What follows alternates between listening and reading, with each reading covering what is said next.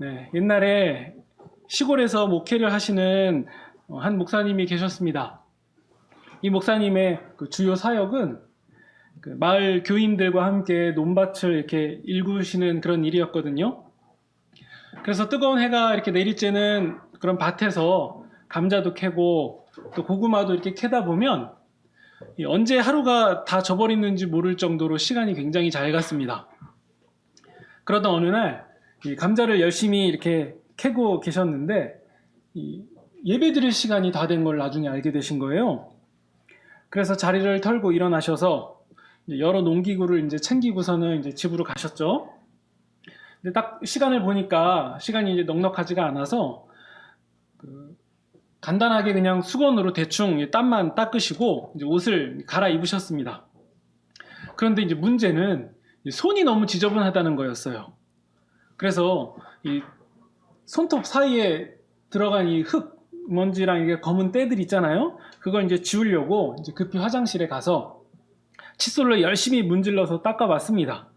근데 이게 생각만큼 잘 지워지지가 않죠.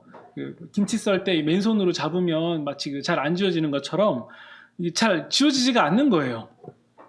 그래서 야, 이걸 어떡하나 하다가 이 좋은 생각이 떠올랐습니다.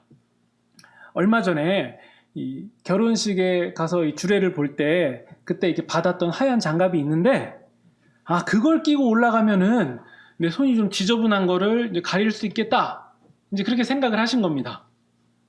그래서 목사님은 이 하얀 장갑을 끼고 이 강단에 올라가셨고, 그날부터 목사님은 항상 예배를 집도할 때마다 그 하얀 장갑을 착용하게 되었습니다.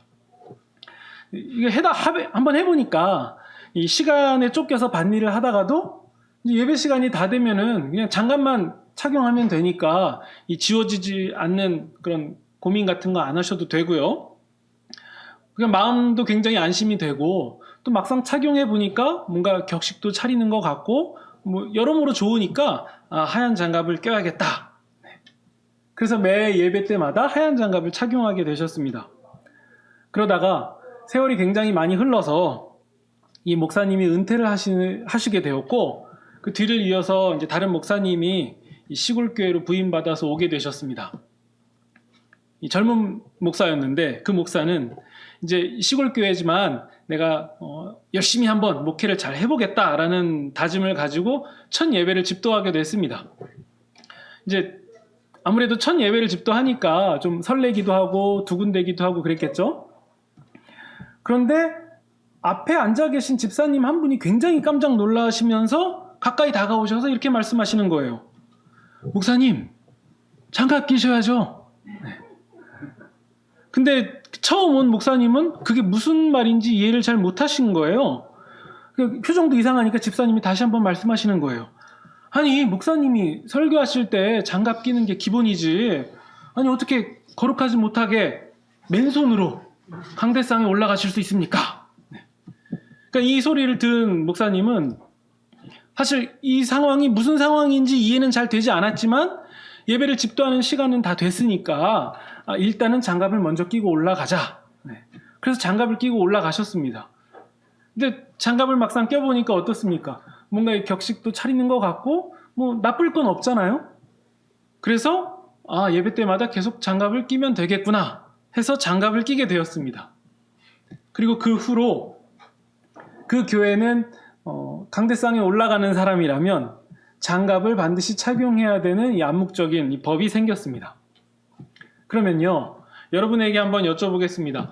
목사가 설교할 때 반드시 하얀 장갑을 껴야 됩니까? 네, 그건 아니죠. 네, 전혀 아니죠. 처음 이 목사님이 하얀 장갑을 꼈을 때를 한번 생각해 보면요, 그 이유는 자신의 어떤 더러운 손을 가리기 위해서, 아무래도 이제 시골교회니까 예배당도 작고 이제 또 가까이 모여있기 때문에 손도 보이고 하니까 그 더러운 손을 좀 가려서 단정하고 이 청결한 모습으로 예배를 드리고자 하는 그 이유가 있었던 거예요. 혹시나 나의 더러운 손이 성도님들에게 누가 된다거나 혹은 하나님 앞에서 좀 죄송스러운 마음이 있을까 해서 그래서 장갑을 착용한 거거든요. 그러니까 손이 깨끗한 사람은 장갑을 끼지 않아도 된다라는 사실을 우리는 받아들이게 되는 거예요. 아니면 뭐 농사일 마치고 좀 세정력이 좀 남다른 비누를 쓴다거나 해서 손을 깨끗하게 잘 씻는다면 장갑을 착용할 일도 없잖아요. 그러면 우리는 하얀 장갑이라는 얘기를 할 때에 먼저 생각하는 게 있습니다. 그건 단정함 혹은 청결함 뭐 이런 것들이죠. 그러니까 그것이 충족된다면 하얀 장갑은 더 이상 필요가 없다라는 얘기예요. 네, 사실 쓸데없는 얘기 같지만 이런 이야기를 길게 드린 이유가 뭐냐면요. 우리가 오늘 함께 읽은 본문을 이해하는 데에 이 하얀 장갑 이야기는 굉장히 큰 도움을 줍니다. 우리가 이 하얀 장갑 이야기를 머리 한켠으로 이렇게 두시고요. 우리가 오늘 본문을 한번 잘 살펴보겠습니다. 우리가 함께 읽은 본문의 내용은 살인하지 말라라는 교훈이에요. 이 교훈을 예수님께서 갱신하신다, 완전케 하신다, 완성하신다라는 내용이거든요. 근데 사실 48절까지 우리가 한 번에 다 봐야 되는데 다 다룰 수 없기 때문에 오늘은 살인하지 말라라는 교훈을 중점으로 해서 이해할 거고요. 다음 시간에 그 뒷부분을 함께 이어서 살펴보겠습니다. 자, 일단 살인하지 말라라는 본문을 이해하기 전에 우리가 함께 읽어봐야 될 구절은 17절입니다. 17절을 보시면요. 율법이나 선지자라는 표현은 구약 성경을 가리키는 수거거든요. 당시 사람들은 예수님이 말씀하시는 걸 가만히 들어보면 이 구약 성경의 내용을 좀 이렇게 멈추게 한다거나 폐지하려는 것 같은 느낌을 받았어요. 그렇게 오해를 했습니다. 하지만 예수님은 결코 폐지가 아니라 도리어 나는 완전케 하러 왔다라고 말씀하십니다. 그러면요, 예수님이 구약 율법을, 그러니까 율법과 선지자를 어떻게 완전케 하시는지에 대한 얘기가 뒤에 이어서 나오겠죠. 그게 21절이에요. 21절을 보시면요, 옛 사람에게, 그러니까 구약 시대의 옛 성도들, 옛 하나님의 백성들에게 말한 바, 살인하지 말라, 누구든지 살인하면 심판을 받게 되리라 하는 것을 너희가 들었다라고 나옵니다. 그리고 잘 보세요. 이어져서요. 그러나 나는 너희에게 이르노니, 네, 이 표현이 아주 중요한 표현이에요. 그러니까 예수님께서 이것을 내가 새롭게 완전케 선포하겠다라는 뜻이에요. 그러니까 이렇게 이해하시면 되죠. 지금까지 너희들은 12시에 점심을 먹었냐? 내가 너희에게 이르노니 라고 얘기한다는 것은 12시에 점심 먹도록 정한 사람보다 더 큰 권위를 가진 자가 할 수 있는 말이잖아요. 이제부터 1시에 먹겠다라던가 뭐 주방장이 그렇게 말할 수 있는 거잖아요. 마찬가지입니다. 구약 율법을 가지고 말씀하시면서 너희들은 이렇게 알았냐? 그러나 나는 너희에게 이르노니 라는 표현은 그 율법의 주권자 되시는 분이 새롭게 완전케 하시겠다라는 의지가 담겨 있는 뜻이에요. 그러니까 이렇게 이해하시면 되죠. 그러나 나는 살인하지 말라라는 말씀을 완전케 할 것이니, 완성시킬 것이니 라는 뜻이죠. 누가 심판을 받게 됩니까? 본문에 나온 것처럼 형제에게 노하는 자가 심판을 받게 된다라고 나옵니다. 과거 모세의 율법, 이 율법은 모세의 율법이었는데 모세가 받은 율법이죠. 그 율법에 의하면 살인자가 심판을 받게 됩니다. 하지만 예수님께서 완전케 하시는 말씀은 노하는 자가 심판을 받게 됩니다. 이것을요, 다른 각도로 설명하면요, 이제부터 예수님은 형제에게 노하는 것을 곧 살인한 것과 동일한 죄로 여기시겠다라는 뜻이에요. 과거 이스라엘 백성이 이제 애굽에서 하나님의 부르심을 따라서 이제 홍해를 가르고 이제 나오죠. 그래서 시내산에 도착해서 시내산에서 율법을 받게 됩니다. 그 율법은요, 우리가 잘 알고 있는 것처럼 10가지의 계명이 적혀 있는 10계명입니다. 거기서 6번째 계명이 바로 살인하지 말라라는 계명이거든요. 그러니까 하나님의 백성이라면, 애굽에서 홍해를 가르고 나온 하나님의 인도함을 받은 새롭게 태어난 하나님의 백성이라면 살인, 곧 하나님의 형상을 죽인다는 것은 상상도 할 수 없는 매우 중대한 범죄다라는 것을 일깨워 주신 거예요. 백성들은 이 말씀을 듣고 어떤 생각을 했겠어요? 당연히 이 말씀을 굉장히 소중하게 여겼죠. 그리고 이 말씀을 누구보다도 잘 지키려고 노력했습니다. 그런데 문제는요, 이 하나님께로부터 온 계명을 문자 그대로 잘 지켰다라는 것에 있는 거예요. 문자 그대로 잘 지켰다. 이게 문제였던 거예요. 그러니까 말 그대로요, 죽이지만 않은 거예요. 살인하지 않은 것만 잘한 거죠. 그러니까 사람 사이에 있어서 어떠한 일 때문에 기분이 상해서 분노하고 욕하고 험담하고 마음대로 살기를 품고 저주하고 이런 일은 다 했지만 내가 죽이지는 않았다라는 거예요. 내가 죽이지는 않았잖아. 그러면 이때 죽이지는 않았으니까 6번째 계명은 잘 지킨 거구나 라고 계산해도 될까요? 정말 하나님의 뜻은 죽이지만 않으면 된다 였습니까? 그렇지가 않잖아요. 하지만 예수님께서요, 이 본문에 나온 것처럼 당시에 이런 말씀을 하셨다라는 것은요, 뒤집어서 이해하면 당시 사람들이 하나님의 율법을 그런 식으로 이해해 왔다는 거예요. 그렇게 받아들여 왔던 거죠. 여기서 우리가 하얀 장갑을 한번 꺼내봐야 됩니다. 정말 하얀 장갑을 끼면 거룩하고 청결한 그런 설교자가 되는 겁니까? 장갑의 착용 여부가 거룩을 결정하는 그런 척도가 될 수 있겠습니까? 사실 우리가 처음 취지를 생각하면 그게 아니었잖아요. 하얀 장갑이라는 그런 껍질만 남아버리게 된 상황이에요. 마찬가지입니다. 하나님의 그 율법의 말씀을 받을 때에 정말 사람만 안 죽이면 되는 거였습니까? 흉기를 들어본 적도 없고 사람을 때려본 적도 없고 살인하지 말라라는 하나님의 말씀, 그러니까 난 그런 거 안 했으니까 살인하지 말라라는 하나님의 말씀을 잘 지켰다라고 말해도 되는 겁니까? 예수님은요, 이런 상황에서 그게 아니다라고 말씀하고 계신 거예요. 살인하지 말라라는 교훈은 사람만 안 죽이면 됐다라고 생각하라고 주신 계명이 아니다.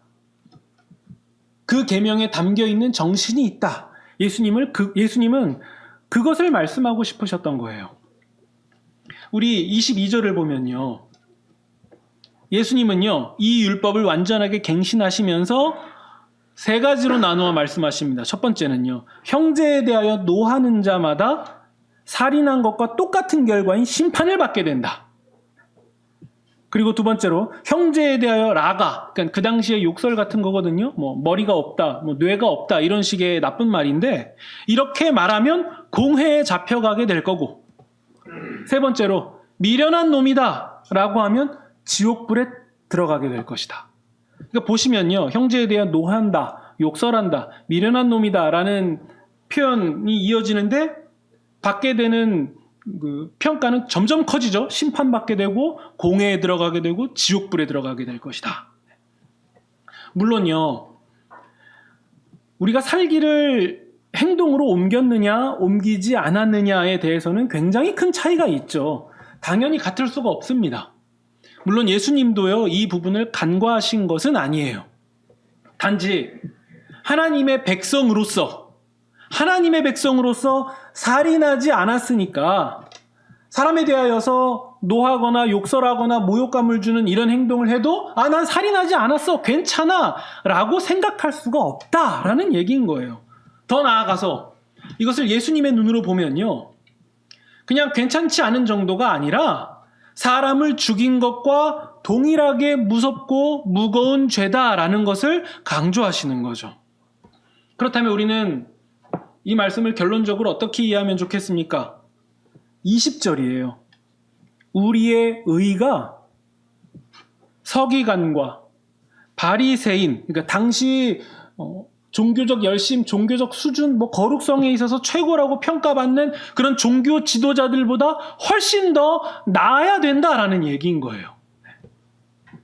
우리가 이 구절을 보고 좀 더 구체적으로 이 상황을 알려면 마태복음 23장 23절을 보셔야 됩니다. 우리 한번 찾아보겠습니다. 마태복음 23장 23절입니다. 네, 그 23장 23절을 보시면 화 있을진저 외식하는 서기관들과 바리새인들이여, 네, 같은 대상이 나오죠. 너희가 박하와 회향과, 그러니까 향신료를 말하는 겁니다. 향신료와 근채, 뿌리 채소의 10분의 1까지 바치라는 율법은 잘 지키면서 율법의 더 중요한 요소인 정의와 긍휼과 믿음은 버렸다. 이것도 행하고, 그러니까 너희들이 정한 율법도 행하고 저것도 버리지 말았어야 했다. 이것도 행하고 저것도 버리지 말았어야 했다. 그런데 이 서기관과 바리새인들은 뭐만 잘했죠? 이것만 잘한 거예요. 저것은 버린 거예요. 율법에 담겨 있는 정의와 긍휼과 믿음이라는 그 내용은 홀랑 버렸다는 거예요.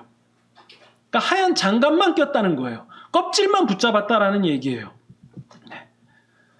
뿌리 채소의 10분의 1까지도 드릴 정도로 어떤 이 탁월한 열정을 보였던, 열심을 보였던 서기관과 바리새인들, 우리가 이런 사람들마저도 예수님의 지적을 피해갈 수 없었다라는 것을 봐야 돼요. 예수님은 이렇게 물어보셨을 거예요. 왜 10분의 1을 드리냐? 너희들이 향신료의 10분의 1까지도 바치는 그런 모습 속에서 정의와 긍휼과 믿음이라는 중요한 알맹이들은 다 어디로 갔냐? 박하와 회향과 또 근처에 10분의 1 드리는 것도 잘 해라. 그러나 알맹이인 정의와 긍휼과 믿음도 함께 드려야 된다. 바로 이것이 우리가 아까 5장에서 읽었던 바리새인과 서기관들보다 훨씬 더 나은 의였던 거죠. 그렇다면요, 우리는 이 말씀을 어떻게 적용할 수 있겠습니까? 우리가 함께 읽었던 마태복음 5장의 본문은요, 특히 예배를 통해서 그 예를 잘 보여주십니다. 예수님은요, 살인하지 말라라는 말씀을 가지고 어떻게 정의와 긍휼과 믿음이 드러날 수 있는지 말씀하시거든요. 23절을 보시면요, 예물을 제단에 드리러 가는데, 그러니까 쉽게 말해서 우리로 따지면 예배를 드리러 가는데 너에게 어떤 원한을 품고 있는 형제자매가 생각나거든 너는 그 예물을 제단 앞에 두고 먼저 가서 그 형제나 자매와 화해를 해라. 화목하게 해라. 그리고 다시 와서 예물을 드려라. 사실 이 말씀은요, 오늘날의 현대 신자들이 일반적인 생각을 가지고 볼 때 뭔가 맞지 않는 부분이 있어요. 우리에게 통념상 최우선순위라고 말하면 사실 예배잖아요. 주님께 드리는 예배보다 더 먼저 된 가치, 우선순위, 그게 어디 있겠나? 예배보다 더 앞서는 개념이 있겠나? 라고 생각할 수 있겠지만요, 정작 우리 구주 예수님은요, 있다라고 말씀하셨어요. 그게 뭐죠? 우리가 읽은 본문에 나오는 거예요. 사람과의 화목, 사람과의 안녕, 사람 사이의 화평, 이런 것들이에요. 이것이 예배보다 더 먼저 된 가치라는 거예요. 예수님이 이렇게 말씀하시잖아요. 그러면요, 우리는 이렇게 정리할 수 있습니다. 예물을 제단에 드리는 일, 예배하는 일에 어떤 정의와 긍휼과 믿음이 담겨 있을 수 있나? 라고 물어본다면요, 하나님을 섬기는 것과 이웃을 사랑하는 것은 뗄 수 없는 하나의 결합이구나. 그래서 사람과의 관계가 바르지 않은 사람은 하나님께 온전한 예배자로 나아갈 수 없는 거구나. 그래서 사람을 향한 선행과 화목과 화해, 용서, 이런 것들은 사실 하나님을 향한 믿음의 표현이었구나. 이것이 바로 예배에 담겨 있는 의였구나. 이것을 깨닫게 되는 거죠. 사실요, 이 구절은 우리가 지금 처한 코로나 시기에도 굉장히 훌륭하게 적용할 수 있습니다. 교회가 비대면 예배를 드리고 온라인 예배를 선택하는 것은요, 작게 보면 우리 성도들을 지키는 일이에요. 그리고 크게 보면요, 교회와 사람, 그리고 사회와의 화목, 혹은 안녕, 화평, 이런 것들이에요.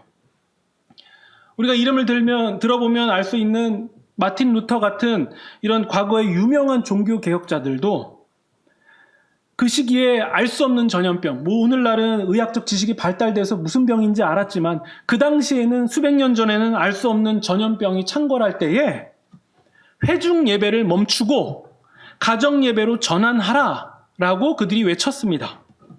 그러니까 이렇게 얘기한 거죠. 전염병이 창궐할 때에 성도들이 갖출 수 있는 가장 좋은 예배의 형태는 가정예배다.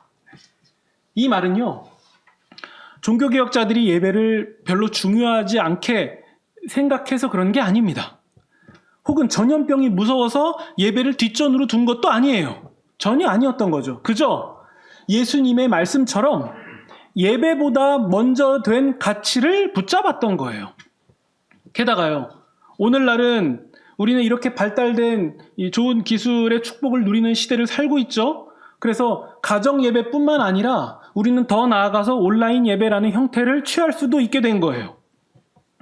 그런데 형태, 형식, 껍질 이런 것들에 고집을 부리는 것 때문에 코로나 시대에 한국교회는 이 스스로 전도의 문을 닫아버리는 상황에 처했습니다. 그런 마음과 열심은 충분히 이해할 수 있지만 사실 그것은 성경의 지혜는 아니었다라는 것을 인정해야 됩니다. 예수님이 말씀하신 것처럼 물론 예배도 행해야 되겠지만 사람도 버리지 말았어야 했어요. 이것을 잘 지켰어야 됐죠. 우리의 예배의 형태, 예배의 형식 이런 것들은 바뀌었지만 우리의 중심, 우리의 내용이 바뀌지 않았다면 실상 우리는 잃은 게 하나도 없는 사람들이에요. 오히려요, 좀 더 폭넓게 이해할 수 있습니다.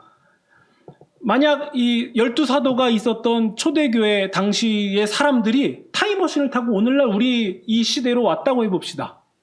그 사람들은 우리가 드리는 예배를 보고 이게 무슨 예배냐라고 충분히 말할 수 있어요. 왜냐하면 처음 교회가 세워지고 사도들이 사역하고 했던 그 시대에는요, 이렇게 극장식으로 예배 드리지 않았거든요.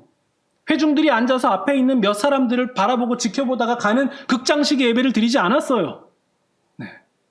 그게 이상한 거였죠. 오히려 동그랗게 앉아서 서로 주고받고 말씀을 나누고 더 가까이 친밀히 모여서 모두가 예배의 주체가 되는 성격이 더 짙었어요. 그래서 오히려 더 대형교회, 그러니까 더 많은 사람들이, 굉장히 많은 무리가 모여서 한두 사람에게 집중하다가 끝나는 그런 예배의 형태를 보면 이게 무슨 예배인가에 대해서 혼란이 왔을 거예요. 하지만 현대인들은 어떻게 하죠? 그 형태가 온전한 예배의 형태라고 고집하죠. 네. 거기엔 진리가 없는 거예요. 형태는 얼마든지 바뀔 수 있는 거예요. 우리의 중심, 우리의 내용이 바뀌지 않았다면 우리는 하나도 잃은 게 없는 사람이라는 것을 기억해야 됩니다. 그래서요, 이 시기에 한국교회가 세상의 안녕과 화목을 위해서 함께 모여드리는 예배라는 권리를 내어줄 수도 있는 거구나. 그동안 우리가 일상을 살면서 그냥 마냥 생각 없이 그냥 쉽게 드릴 수 있던 그런 예배가 실상은 기적 같은, 꿈 같은 일이었구나. 우리가 그 소중함을 다 놓치고 살았구나. 이게 우리가 온라인으로 예배 드린다고 해서 이게 다가 아니구나. 그냥 화면 보고 말씀 들었다고 해서 우리가 예배를 다 드렸다, 다 됐다라고 말할 수가 없는 거구나. 나라는 존재가 신앙 고백을 드리고 또 말씀을 듣는 그런 예배의 과정들을 통해서 새롭게 되고 또 결단하고, 그래서 내 삶이 우리 예수님을 비추는 거울이구나 라는 것을 절절하게 깨닫고, 그래서 그런 모습과 결정으로 세상 가운데 하나의 일원이 되어서 내가 세상 속에서 예수님을 보여줄 수 있다면 이게 예배에 담긴 정신이구나. 이게 예배를 드리는 우리의 목적이구나. 이것이 소금과 빛으로 부름받은 성도의 모습이구나. 우리가 이런 것들을 깨닫고 배워나간다면 우리는 비대면 온라인 예배 속에서도 잃은 것이 하나도 없는 사람들이 되는 거예요. 그것이 성경이 강조하고 싶은 정신인 거죠. 그러면요, 우리가 다시 돌아가서 살인하지 말라라는 구절, 이 율법을 갱신하시고 완성하신 예수님의 새 계명도 같은 맥락이에요. 행실뿐만 아니라 사람의 중심, 그 마음의 중심으로도 긍휼과 사랑을 베풀면서 사람 사이에 화해와 용서가 일어나게 하는 이런 것들을 통해서 하나님께 진정한 예배를 드려라. 바로 이 말씀이 살인하지 말라라는 내용에 다 담겨 있는 거예요. 물론요, 이것도 역이용해서요, 사람들에게 무조건적인 용서와 화해를 강조하는 것도 성경의 정신이 아닙니다. 때로는요, 화해와 용서를 강조할 수 없는 상황도 있는 거예요. 우리 TV 보거나 뭐 여러 상황들을 보면요. 그럴 만한 상황에 있는 사람들이 있잖아요. 정말 마음 아프고 이해할 수 없는 일들이 일어났을 때 그런 사람들에게 그래도 용서해야 돼요. 그래도 화해해야 돼요. 이런 얘기는요. 율법을 가지고 폭력을 이루는 거예요. 주님은 그걸 요구하신 게 아니에요. 궁극적으로 화해와 용서도요. 남을 위해서 하는 행동이기 이전에 자기 자신을 위해서 하는 행동이에요. 내 안에 있는 원한, 아픔 이런 것들에부터 해방하기 위해서 용서하고 결정하는 거예요. 그렇기 때문에 우리는 문자 그대로, 껍질 그대로에 집중해서는 안 됩니다. 예수님은요. 나중에 이러한 가르침들을 다 모아서요. 다음과 같은 하나의 구절로 정리해 주십니다. 네 마음과 목숨과 뜻을 다하여 주 너의 하나님을 사랑하라. 이것이 첫째 되는 계명이다. 그리고 둘째도 그 첫째 되는 계명과 똑같으니 네 이웃을 네 몸과 같이 네 자신같이 사랑하라. 이 두 계명이 온 율법과 선지자, 그러니까 구약 성경, 그 당시의 성경이죠. 이 두 계명이 온 성경의 강령이다. 그리고 우리가 읽은 이 5장의 본문 뒤를 더 읽어보면요. 살인하지 말라에 이어서 간음하지 말라, 헛맹세를 하지 말라, 악한 자를 대적하지 말라, 원수를 사랑하라 이런 교훈들이 계속 이어집니다. 예수님은요. 이러한 계명에 대해서 나는 너희에게 이르노니 너희는 이렇게 알아왔냐? 그런데 나는 너희에게 이르노니 라는 표현으로 율법을 완전케 하시고 온전케 하셨습니다. 하나의 공통점이 있죠. 전부 다 사람에 관한 말씀이에요. 사람에 관한 말씀입니다. 주님이 완전케 하신 율법의 전부 다 따져보면 사람을 향해서 그 방향을 가리키고 있고요. 또한 껍질만 남은 율법의 내용들을 온전하게 고쳐주신 거예요. 우리도 마찬가지죠. 우리가 하나님께로부터 받은 말씀 그리고 믿음의 방향은요. 언제나 사람에게 있습니다. 우리가 주님을 예배하고 신앙 고백을 드리고 또 기도하고 찬양하는 이 모든 것들은요. 반드시 사람, 우리 다른 표현으로는 세상을 향하고 있다는 것을 기억하고 계셔야 돼요. 물론 이것을 오해하면 인본주의가 됩니다. 물론 인본주의를 말씀드리는 게 아니에요. 우리는요. 지극히 작은 자에게 한 것이 곧 우리 주님께 한 것이다 라는 그 말씀을 따라갈 뿐인 거예요. 아니 주님이 그렇게 계산하시겠다는 거죠. 너희들이 지극히 작은 자, 그들에게 한 행동이 곧 나 예수께, 우리 하나님께 한 행동이다라고 하나님께서 예수님께서 그렇게 계산하시겠다는데 네. 우리가 어떻게 세상을 향해서 사람을 향해서 방향을 두지 않을 수가 있습니까? 그게 주님의 계산법입니다. 우리의 신앙심이 깊어지면 깊어질수록 따라오는 핵심이 있어요. 중요한 요소가 있어요. 이건 명심하셔야 됩니다. 우리가 사람을 어떻게 대하느냐, 우리가 사람을 어떻게 대하느냐, 이게 우리의 신앙과 직결된 문제예요. 이게 살인하지 말라라는 교훈과 똑같은 내용인 거죠. 우리가 신앙을 말할 때요, 굳이 뭐 멋진 미사여구를 다 갖다가 애써서 포장할 필요가 없습니다. 성경은 매우 단순하게 얘기하고 있어요. 우리가 약자를 대하는 태도가 곧 하나님을 대하는 태도다. 그래서 이 말씀에 살인하지 말라를 우리는 다시 한번 생각할 수 있는 거예요. 살인하지 말라라는 말씀의 실상, 우리가 약자를 대하는 모습이 곧 하나님을 대하는 모습이다라는 그 정신이 고스란히 담겨 있었던 거예요. 이 두 가지는 나뉠 수가 없는 거예요. 우리가 약자를 대하는 것, 그리고 우리가 하나님을 대하는 태도. 이것은 하나입니다. 우리가 신앙의 도약을 위해서 이 점을 깊이 생각해야 됩니다. 사람 사이의 일, 하나님과의 심판, 이것은 나뉠 수 없는 거예요. 직결되어 있는 겁니다. 우리가요, 외형적인 신앙인이 되는 길, 외식하는 신앙인이 되는 길은 딱 하나예요. 우리의 신앙생활이 세상과 사람과 거리를 두는 거예요. 그러니까 본문에서 읽은 것처럼 바리새인과 서기관들이 보여준 것처럼 오직 자기 자신하고 하나님만 딱 생각하고 세상은 격리하고 전혀 생각하거나 돌아보지 않는 거예요. 자기와 하나님만 딱 생각하는 게 외식하는 신앙인입니다. 반대로요. 우리가 올바르고 온전한 신앙인이 되는 길도 딱 한 가지예요. 세리와 창기와 함께 식탁교제를 나누면서 그런 죄인들을 위해서, 그런 죄인들을 향해서 십자가를 지신 예수님, 그 예수님을 따라가는 길뿐입니다. 사람들은요, 현장에서 가늠하다 걸린 여인들을 향해서 모세의 율법대로 돌로 치자고 했습니다. 하지만요, 예수님은 여인에게 모세의 율법을 적용하지 않았어요. 오히려 모세의 율법과 전혀 다르게 보이는 듯한 말씀을 하셨어요.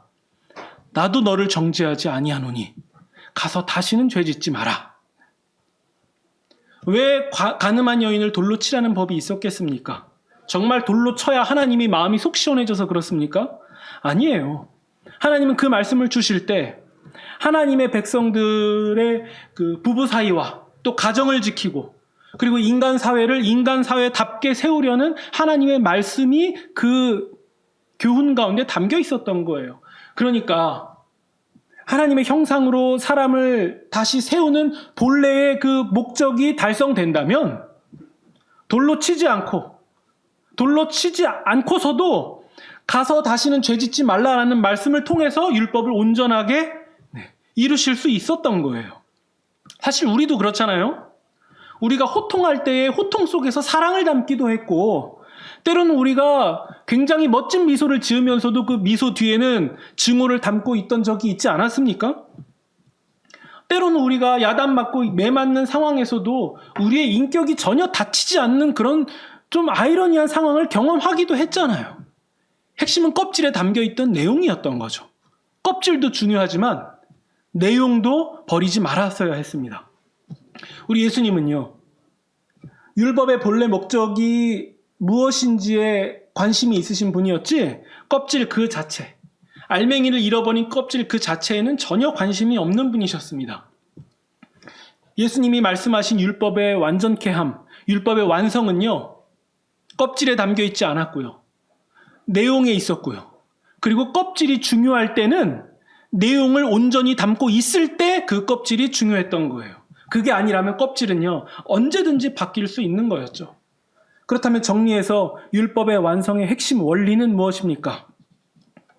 껍질이 아닌 내용이다. 그리고 그 방향은 사람에게 있다. 우리는 이것을 명심해야 됩니다. 말씀을 정리하겠습니다.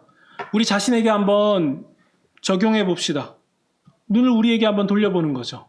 우리는요, 하얀 장갑을 끼고 있다라는 사실로 나는 잘하고 있다라고 착각하고 있었던 건 아닌지를 점검해 봐야 됩니다.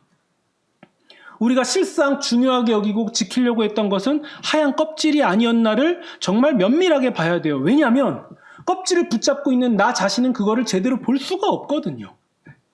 내 행동과 말, 내 마음의 중심에는 정말 바리새인과 서기관보다 더 나은 의로움이 있었는지를 우리는 돌아봐야 됩니다. 왜죠? 왜 우리는 그것을 점검하고 돌아봐야 되죠? 그렇게 해야만, 그것을 우리가 깨끗하게 정리해야만 우리가 하나님 앞에 참된 예배로 나아갈 수 있기 때문이에요. 우리가 속한 모든 관계를 한번 돌아보십시다. 가정과 학교와 또 직장과 교회와 그런 모든 관계 속에서 내가 하나님께로 참된 예배를 통해서 나아갈 수 없게 하는, 참된 예배를 드릴 수 없게 하는 그런 요소는 무엇이었는지를 우리는 한번 따져봐야 됩니다. 특히 나는 누구에게 손을 내밀어야 됩니까? 또 이번 명절에 특히 가족 중에서 나는 누구와 화평해야 됩니까? 어떻게 결정해야 됩니까? 이런 고민들이 우리로 하여금 예수님이 말씀하신 율법의 완전함, 율법의 완성이라는 가르침에 점점 부합하게 만드는 겁니다. 그래서 나의 결단과 화해, 용서와 이해, 이런 것들로요, 하나님께 더욱 참된 예배를 드리는 그런 놀라운 축복을 경험하시는 저와 여러분이 되시기를, 또 예수님이 말씀하신 율법의 완성에 걸맞는 저와 여러분이 되시기를 주님의 이름으로 축원드립니다.